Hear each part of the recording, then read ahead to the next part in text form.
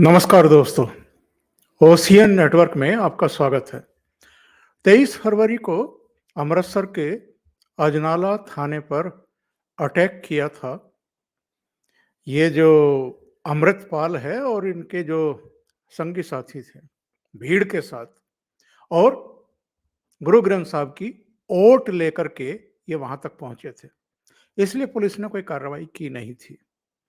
इसके अगले दिन यानी 24 फरवरी को मैंने जाने माने विश्लेषक और ख़ास तौर से पंजाब और पाकिस्तान के बारे में तो बहुत सारी जानकारियों का भंडार रखने वाले रमनीक मान से बातचीत की थी, और वो लंबी बातचीत हुई थी। हमारी करीब करीब 1 घंटे की बातचीत हुई थी। उसके कुछ अंश मैं 2 वीडियो में आपको ऑलरेडी सुनवा चुका हूँ। लेकिन उस इंटरव्यू में रमनीक मान ने मुझसे ये कहा था कि चौधरी साहब, अगर केंद्र सरकार ने हस्तक्षेप नहीं किया और पंजाब में अगर यही हालात बने रहे तो हम और आप ये देखेंगे कि फिर से यहां सड़कों पर लाशों के ढेर दिखाई देंगे।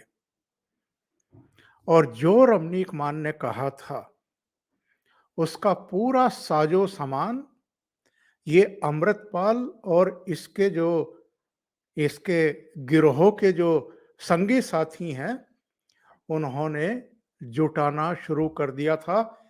ये कोई और नहीं, जालंधर पुलिस कह रही है, और जालंधर पुलिस के डीआईजी हैं स्वप्न शर्मा। उन्होंने बाकायदा प्रेस कॉन्फ्रेंस में इस बात का खुलासा कर दिया है कि अमृतपाल जो है ये पाकिस्तान की आईएसआई के शिकंजे में है, इसका उससे कनेक्शन है। और ऐसे में अब इस बात की भी संभावना व्यक्त की जा रही है कि इस केस में एनआईए की एंट्री हो सकती है। पुलिस का यह कहना है कि अमृतपाल ने आनंदपुर खालसा फोर्स के नाम से यानी एकेएफ के नाम से एक संगठन बनाने की तैयारी शुरू कर रखी थी। इसके संगी साथियों के पास से जो हथियार बरामद हुए हैं उन पर एकेएफ लिखा हुआ है। और अमृतसर के जो रूरल एसपी हैं सतिंदर सिंह, उनका कहना ये है कि इनके एक बहुत खासम खास से 100 के आसपास कारतूस मिले हैं, और उसने ये स्वीकार किया है कि ये अमृतपाल ने उसे दिलवाए थे। इनके 7 सहयोगियों को, साथियों को आर्म्स एक्ट के तहत गिरफ्तार भी किया गया है। और अमृतपाल के जो 7 साथी हैं इनको जालंधर के महतपुर से गिरफ्तार किया गया है, और इनके नाम भी पुलिस ने आज जारी कर दिए हैं जिनको गिरफ्तार किया गया है। गुरलाल सिंह है, सवरीत सिंह है, अमनदीप सिंह है, हरविंदर सिंह है, बलजिंदर सिंह है, गुरवीर सिंह है और अजयपाल सिंह है। इनके पास से 12 बोर की 6 राइफल और 193 कारतूस मिले, और ये सारे अवैध हैं, इनका कोई लाइसेंस नहीं जारी हुआ है। ये जो अमृतपाल के हम लोग वीडियो देखते थे, फोटोग्राफ देखते थे, उनके दाएं बाएं आगे पीछे जो अत्याधुनिक हथियारों से लैस बंदे दिखाई देते थे, इनके पास अवैध हथियार बरामद हुए हैं। और जानकारी ये भी मिल रही है, हालांकि अमृतपाल के बारे में जानकारी ये दी है पुलिस ने कि वो जब उसको गिरफ्तार किया जा रहा था घेर करके, तो किसी तरीके से वो निकल भागा है। हालांकि उसकी मां का ये कहना है, उसका भी एक बयान आया है कि साहब नकोदर पुलिस स्टेशन में उसको ले जाया गया था, वहां से फिर कहीं और ले जाया गया है। कई तरह की खबरें इस बीच आ रही हैं, और उसका कहना था कि कुछ अनहोनी ना हो जाए उसके साथ में, कुछ इस तरह की बातें जो हैं कही जा रही है उसके घर वालों की तरफ से। लेकिन अभी भी पुलिस का ये कहना है कि हम बहुत जगहों पर छापेमारी कर रहे हैं और अभी तक भी वो हमारी गिरफ्त में आया नहीं है। लेकिन जानकारी मिल रही है कि एनएसए भी लगाया जाएगा, जैसे ही वो गिरफ्तार किया जाएगा। ये जो वारिस पंजाब दे संगठन है, इसके अब तक 100 से ज़्यादा लोग गिरफ्तार किए जा चुके हैं और जो धरपकड़ है, जो छापेमारी है, वो लगातार चल रही है इस समय भी और लोगों का तो कहना है कि जल्दी ही जानकारी मिल जाएगी कि अमृतपाल को कहाँ से पुलिस ने गिरफ्तार किया है। एक गांव में जानकारी मिली थी, नकोदर क्षेत्र में ही उसकी गाड़ी खड़ी मिली थी, गाड़ी में ही उसका मोबाइल फ़ोन भी बरामद हुआ है। तो पूरे इलाके को घेर करके सर्च जारी है और कभी भी कोई भी सूचना आ जाएगी। लेकिन मैंने जिस घटना का ज़िक्र किया कि 23 फरवरी को अमृतपाल और इसके संगी साथियों ने अजनाला पुलिस स्टेशन को घेर लिया था, भीड़ के साथ।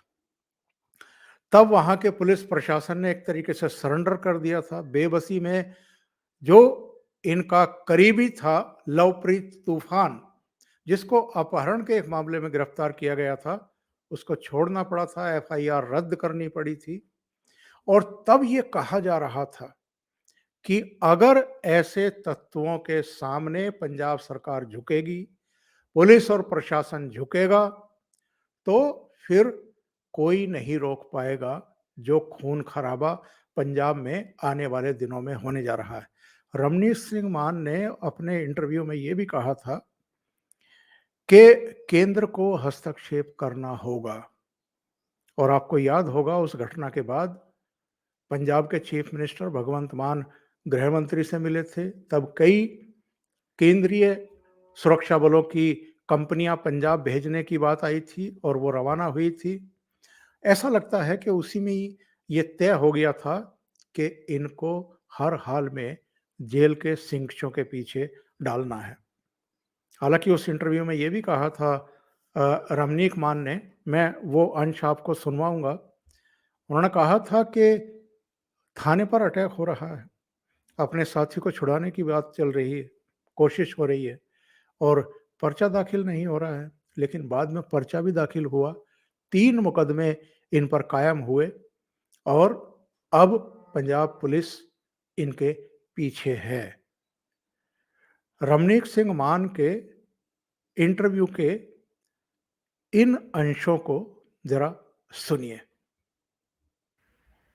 और चौधरी साहब, मैं अब परमात्मा ना करे कि मेरी कही बात सच हो, जो सिचुएशन अगर नहीं कंट्रोल किया अभी, तो सिचुएशन मैं देख रहा हूं आने वाले समय में, परमात्मा ना करे मेरी बात सच हो, आप इस प्रदेश की सड़कों पे लाशों के ढेर देखेंगे साहब। चौधरी साहब, बहुत अफसोस होता है ये बात कहने के लिए भी, मतलब मेरे को 4 बार सोचना पड़ा कि मैं, पर ये होगा। ये जो जिस गति पे ये लोग चल रहे हैं, ये हो जाएगा। ये लोग करने पे उतारू हैं। कोई हिंदू मरे, कोई सिख मरे, भारत में मरे, पंजाब में मरे, दुनिया के किसी कोने में मरे, इनको कोई फर्क नहीं पड़ता। इनको कोई फर्क नहीं पड़ता।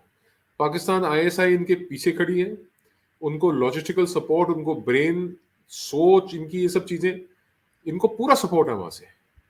वो खुद मरते मरते भी ना, मैं आपको बताऊं ये कैसी कौम है पाकिस्तानियों की। ये खुद एक किनारे पे खड़े मरने की कगार पे, और ये कहते हैं कि नहीं, एक चोट और मार के मरेंगे जी। बताओ, इनकी ये सोच। तो ये जो परिस्थिति है साहब, ये बहुत खतरनाक परिस्थिति पैदा हो गई है। और अब आप मेरे को अलार्मिस्ट कह लो, कोई कुछ बोले, पर आप मेरा कभी ट्रैक रिकॉर्ड उठा के देख लेना। हाँ, मेरा बायस है इनकी तरफ, और पहले भी था। मैंने कहा था कि यार ये नहीं जीतने चाहिए, वो मेरी एक अंदर की सोच थी, मैं चाहता नहीं था ये जीते। पर वो इतना मैसिव पॉलिटिकल वैक्यूम है, इतना मैसिव पॉलिटिकल वैक्यूम है कि ये लोग पावर में आ गए, और वो डर था जो, वो कहीं ना कहीं सच हो गया। और अगर अगर अभी आपके सवाल के मुताबिक अगर केंद्रीय हस्तक्षेप नहीं होता, बहुत खतरनाक स्थिति आ गई पंजाब के। और सबसे बड़ी जो जिस चीज का खतरा लगता है ना, वो घर फिर बर्बाद होंगे, बच्चे फिर मारे जाएंगे, वो फिर मांग के सिंदूर उजड़ेंगे, फिर वो बहनों के भाई माओ के बच्चे मरेंगे। बहुत बुरा हाल है। लेकिन मैं ये जानना चाहता हूँ कि पंजाब में ये कट्टरपन बढ़ क्यों रहा है?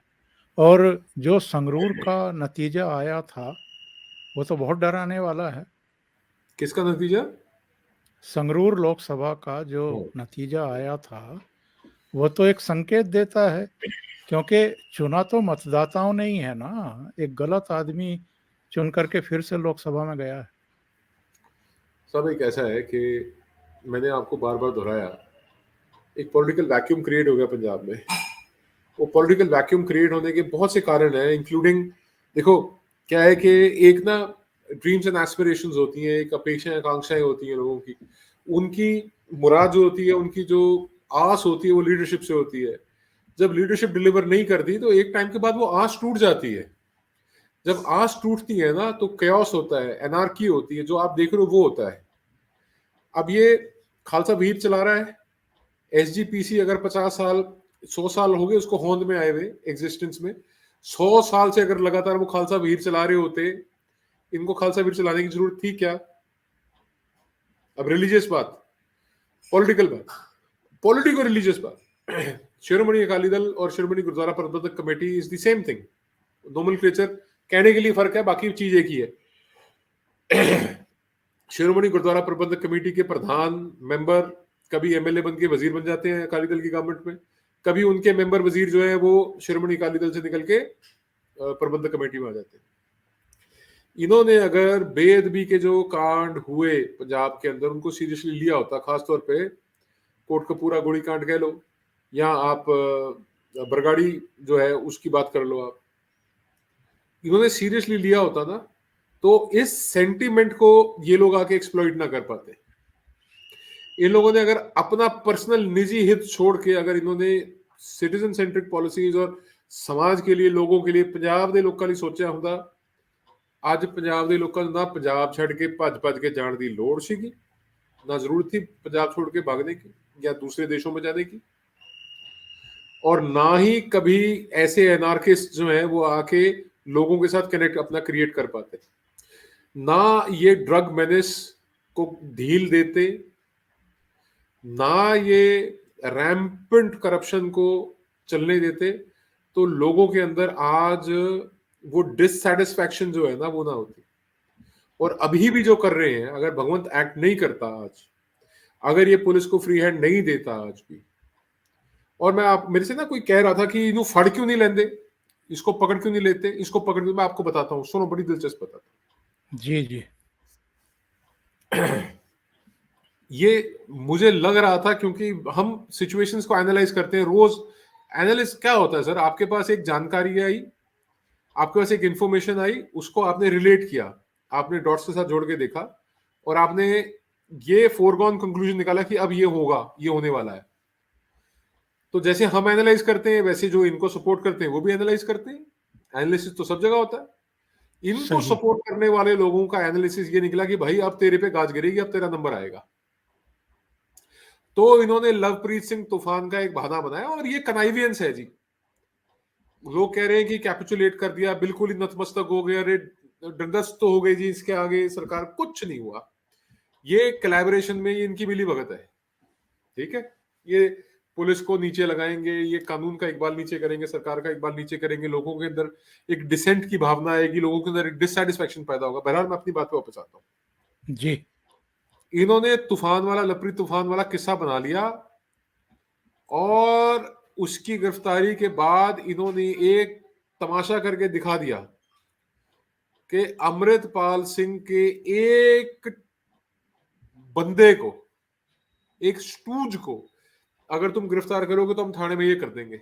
देख लो, देख लो, दुनिया देख लो। और ये बार बार जो चैलेंज करते हैं ना, कहते भारत देश देख लो, मोदी देख लो, अमित शाह देख लो, ये करांगे असी, हम ये करेंगे, देख लो।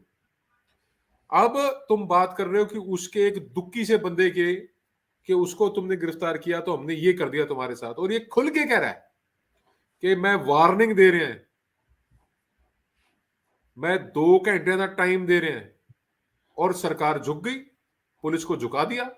एसपी ने बयान दे दिया कि जी उन्होंने हमारे को एविडेंस दी है और हमने एविडेंस से सेटिस्फाई होके, वो तू कौन होता, पर्चा दर्ज हो गया, उसको जुडिशियल कस्टडी में भेज दिया, एविडेंस है कोर्ट में भेज, सेशन जज को बिल्कुल डिसाइड सही, करने दे कि भाई वो ठीक है कि गलत है। सही है। उन्होंने दुनिया को दिखा दिया कि भाई ये तुमने तूफान को हाथ डाला, उसका नाम तूफान है, लवप्रीत सिंह का। तुमने लवप्रीत को हाथ डाला तो हमने ये कर दिया, तुम अमृतपाल को हाथ लगा के दिखाओ, ये चैलेंज है। वो उदाहरण सेट कर दिया आपके लिए। अब ये तुमने एक उसके साइड हीरो को, साइड किक को तुमने हाथ लगाया, तुम इसको हाथ लगाओ, तुम क्या करेंगे? वो आपको बताने की कोशिश है, वो एक मैसेज पास किया उन्होंने, आज के इंसिडेंट में एक मैसेज दिया आपको। और जैसे मैं कह रहा था कि कोई इसमें बहादुरी दिलेरी नहीं है। गुरु ग्रंथ साहब की पालकी, उसके अंदर गुरु ग्रंथ साहब सच्चे पातशाह विराजमान है। एक सेवादार जो है वो चवर चोर रहा है, और ये सब अमृतपाल एंड पार्टी पीछे से धक्का मार के पीछे पीछे आ रहे हैं। और जब ये गाड़ी पहुंच गई, गुरु ग्रंथ साहब की पालकी जब थाने के अंदर पहुंच गई, बिल्कुल गेट के पास, उसके बाद निकल के बाहर आया। ये क्या बहादुरी है जी? आप गुरु ग्रंथ साहब के पीछे छुप रहे हो, पुलिस को पता है कि इसमें गुरु ग्रंथ साहब है, एक लाठी पत्थर डंडा कोई लग गया, पूरा पंजाब जला देंगे कि बेदबी होगी जी गुरु ग्रंथ साहब की। आप लेके क्यों गए भाई गुरु ग्रंथ साहब को? अच्छा, आप थाने में किसी को छुड़ाने जाओगे, गुरु ग्रंथ साहब लेके जाओगे? ये क्या प्रेसिडेंट है भाई? ये खुद अपने आप में बेदबी है। इन्होंने बेदबी की है, जिसको बड़ा सिर पे चढ़ा रखा है ना भाई अमृतपाल, उसने बेदबी करी है आज। नहीं करना चाहिए था, और कोई नहीं बोल रहा। एसजीपीसी ने क्यों नहीं बोला? क्यों नहीं बोला? अकाल तख्त के जत्थेदार साहब को चाहिए कि बोले कि भाई ये दिस इज नॉट डन, ऐसा नहीं होना चाहिए, you should take cognizance of it. और तमाशा कमाल का ये है साहब, जिस चीज से मैं हैरत में आता हूं, हम लोग ना बड़े इस चीज को लेके स्केप्टिकल थे यार, ये कैसी बातें लोग करते हैं कि ये लेफ्ट है, ये लिबरल है, इसमें जुडिशरी वाले भी शामिल हैं, इसमें वो भी। अरे हम गए हाउ इज दिस? बट अब सर्कमस्टेंशियली देखो ना, जो स्थिति पंजाब में उत्पन्न हो रही है लॉ एंड ऑर्डर की, उसमें कोई कोर्ट सुओ मोटो कॉग्निजेंस नहीं ले रही, कोई सुओ मोटो कॉग्निजेंस नहीं ले रही कोर्ट की, भाई ये क्यों हो रहा है, पंजाब में ऐसा नहीं होना चाहिए, कोई बोल ही नहीं रहा। No court is also speaking. राजनेताओं की हो सकता है मजबूरी हो वोट लेने भाई कल को, कोर्ट की क्या मजबूरी है? आपने कौन सा इलेक्शन लड़ने? आप इंस्ट्रक्शंस पास करो। हरियाणा में क्या हुआ था? हाईकोर्ट के ऑर्डर हुए थे कि भाई इसको पेश करो फलाने दिन, इसकी जजमेंट है, कोर्ट में खड़ा होना चाहिए। रामपाल हो, राम रहीम हो, कुछ हो, बिल्कुल लाके खड़ा कर दिया था कोर्ट में। कोर्ट क्यों नहीं कॉग्निजेंस लेती? आज का जो, चलो वो तूफान छूटा नहीं छूटा वो तुमने लगा लिए गोडे अपने उसके आगे, पर आज जो पुलिस वालों को 7-8 लोगों को चोटें आई हैं, जो आज वहां पे लाठियां डंडे करपाने तलवारें चली हैं, उसके लिए पर्चा किस पे दर्ज होगा भाई? उसका जिम्मेवार कौन? वो तो सब वीडियो में कैप्चर हुआ है ना, उसका तो एविडेंस है। इसका तुमने एविडेंस दे दिया कि यार, वो एसपी साहब ने बोल भी दिया दबाव में आके कि जी हाँ जी हाँ जी हमने एविडेंस देख लिया, हमने एक्सेप्ट कर लिया। आज का भी तो एविडेंस है, उस पर कौन सा पर्चा दर्ज हुआ? उस पर कौन से कोर्ट ने बोला कि भाई ये नहीं हम मंजूर करेंगे? कि जो कानून का पहला कदम है डिलीवरी ऑफ जस्टिस का, वो पुलिस थाने से शुरू होता है। थाने के ऊपर ये आघात, ये आक्रमण हम बर्दाश्त नहीं करें। कौन सा कोई कोर्ट नहीं बोला भाई? कल और देख लियो, कल नहीं बोलता कोई। अभी के लिए इतना ही। बहुत बहुत धन्यवाद। अगर आपको ये चैनल और इसके कंटेंट पसंद आ रहे हैं तो लाइक करें, कमेंट करें, वीडियो को शेयर भी करें। अभी तक अगर आपने ये चैनल सब्सक्राइब नहीं किया है तो सब्सक्राइब कर लें और साथ में लगे बेल आइकॉन को दबा दें, ताकि आगे आने वाले वीडियो और उनके नोटिफिकेशन आप तक पहुंचते रहें। बहुत बहुत धन्यवाद। नमस्कार।